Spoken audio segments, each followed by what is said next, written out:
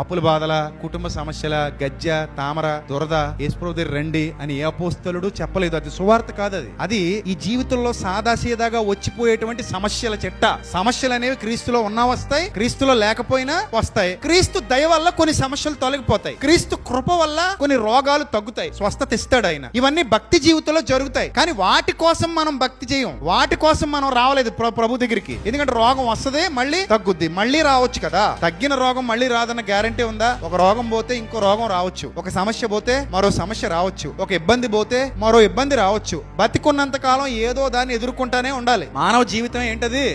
పోరాటం లేకుండా మానవ జీవితం ఉంటదా? ఉండదు. కానీ సువార్త పోరాటాలకు సంబంధించింది, సమస్యలకు సంబంధించింది కాదు. సువార్త నిత్య జీవానికి సంబంధించింది. సువార్త ఈ లోకానికి సంబంధించింది కాదు. సువార్త పరలోకానికి సంబంధించింది. సువార్త మాయమైపోయే ఈ దేహానికి మాత్రమే సంబంధించింది కాదు. సువార్త నీకు రాబోయే సరికొత్త దేహానికి సంబంధించింది. దాని మీద విశ్వాసం ఉంచి ఆత్మీయ జీవితాన్ని కట్టుకున్నవాడు ధన్యుడు, ధన్యురాలు.